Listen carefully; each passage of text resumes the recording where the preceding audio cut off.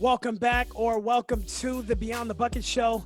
I'm excited to have you guys here as we do our Thursday episode. There's been a lot of things on my mind. As a coach, you get very limited time as far as an off season. And this year is uniquely positioned where I'm almost going to have a year off from actually coaching. And it's given me a lot of time to put things in perspective, try to change my approach in a lot of ways to become, more efficient with the things that I'm doing on a day-to-day basis. And I got to this point where we're trying to motivate, externally with our teams or just even as an individual, you're trying to motivate yourself to do different things. And I was listening to another podcast, and one of the topics that came up was knowing versus doing.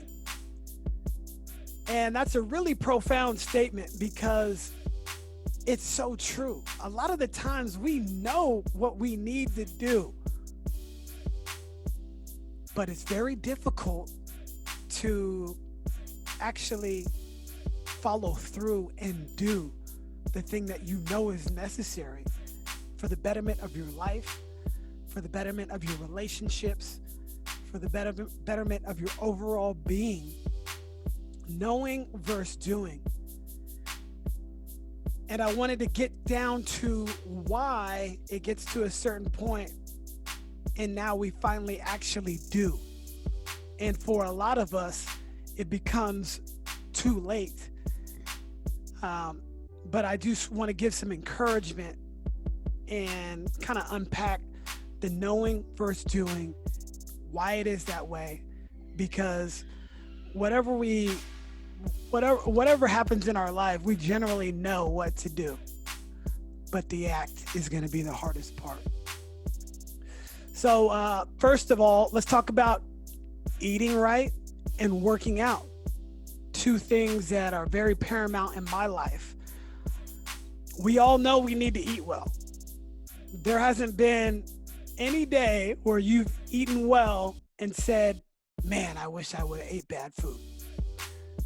And if you do, I would love to hear from you. Anytime that I eat fast food, which isn't very often, anytime that I overeat or overindulge on dessert, you always feel bad. I ate too much ice cream. Your stomach doesn't feel right, because the term "you are what you eat" really does come into play. I've started to get, more into nutrition and just reading labels. I teach health in my lifetime fitness class. And I tell the kids, hey, let's take a look at some of these labels that we're consuming.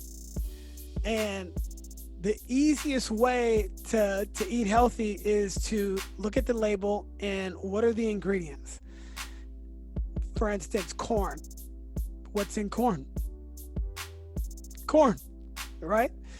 But if you eat a bag of chips, it's got so many different things that go into it that it's just not really healthy for your body, and it's not sustainable over a long period of time.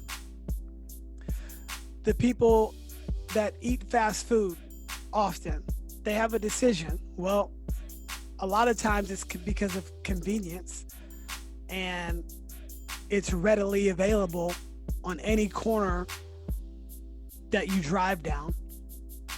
The second part is, well, you may not have enough money to afford something else. So I get that. I get the convenience factor, and I get the resource factor for eating. But at the same time, we all know we should be eating the right foods, but why is it so difficult for us to do it? Eating something sweet obviously opens up your receptors in a different way than eating something healthy. But eating something healthy makes you feel good in the end. And that's really what we're all trying to get to, is find that end goal. How do you want to look? How do you want to feel? And then reverse engineer it from there. Working out, the same thing. We all know we need to work out. We all know we need to move, 30 to 60 minutes a day. And if you're doing that, perfect. It's difficult because people are not going to want to do what's hard. I try to tell our players, we're doing, we're in our preseason. Our preseason is basically the next 6 months. But they all know they should be doing stuff, working out. We can't really be with them at this time for them to be motivated where we're pushing them day to day. So we have to motivate from afar, but the biggest motivator is going to be you internally. Can you do it yourself? And if you start to do it yourself, then you're going to see the results. There's going to be no way you cannot win. You're going to win if you put in the time. But the hard part is 90% of people won't do it. The 10% will, and they're going to reap the rewards for it. So I came up with a list of about 4 or 5 things on reasons why we don't do, even if we know we should. The first reason is procrastination. Procrastination is something that a lot of people go through. I've done it, especially when I was younger. Oh, I can turn that assignment in later. I can do it later. And then you get to the last point where you're in a rush. At what point do you decide to stop procrastinating and start acting and start doing? You have a goal that you want to achieve. Well, you have to be proactive in it. And procrastination can really hinder you from that. Why do people procrastinate? Well, it's easy. You can put it off till later. I don't need to work out right now. I can do it later. And then by the time later comes around, you don't end up wanting to do it. And it's easier to say, no, I can do it tomorrow and continue to push it off. Well, for so many people, eating right and working out has been pushed away for so long. Now you get to a point where it's really affecting your health and you need to make some lifestyle changes. So I would tell everybody out there to not procrastinate and touch once. So Mike Neighbors is the head women's basketball coach for Arkansas University. He used to be at University of Washington. He won a bunch of different games at UW and was widely known as one of the better coaches in the country. And he provides a newsletter on a weekly basis, and he sends out stuff like this. But one thing that I took from him, and it really boils down to procrastinating or not, and he has this theory of touch once. So at any point you have something to do, a task, why not limit the touches that it takes to complete that task? For instance, if you were going to wash a dish, so you eat your food and you put the dish in the sink, you might rinse it off and then place it in there. Well, you touched it once. Now you have to come back. If you don't pick it back up or keep doing that task, you're going to have to do it again. So the touch once philosophy would be, I just finished this food. I'm going to pick it up, rinse it off, and put it in the dishwasher. Now you're only touching it once instead of touching it multiple times. So the time it took you to do that, it took you more time to come back to that same task. You've got text message. You get it. If you have an opportunity, fire that text back off right then, that email right then, so you don't have to worry about it later. Because when you have to think about it now and then you have to think about it later, now there's some times where you have to think, okay, how am I going to respond? But for the most part, everybody's just texting, frivolous things on a day-to-day basis. Hey, how's this, whatever it may be. So respond or act once on communications. If you can do that, it's going to effectively give you more time to do some other things, or working out. All right, I'm going to work out. I set this time up and I'm going to do it during this duration rather than I'm going to do it now and then do it a little bit later.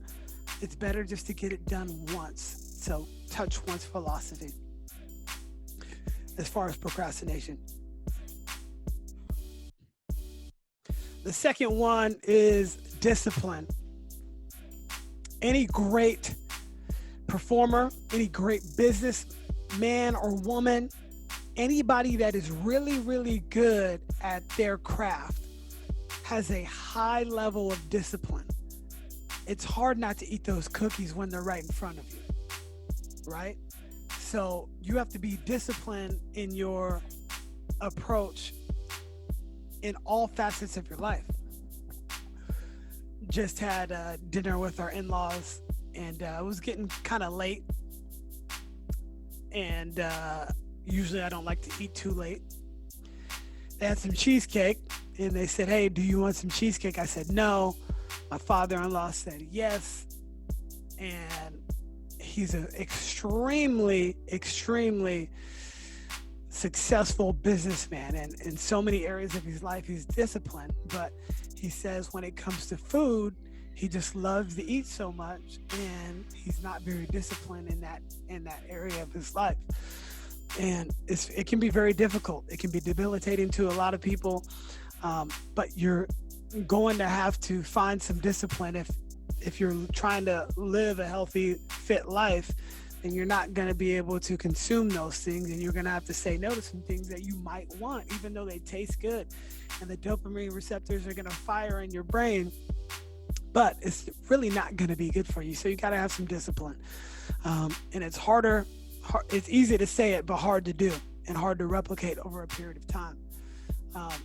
But one of the other things that I want to mention about this whole thing, and that's the next topic, which would be when you get off track, it's going to be you and only you to help you get back on track. You're going to be the one to decide and then react from that.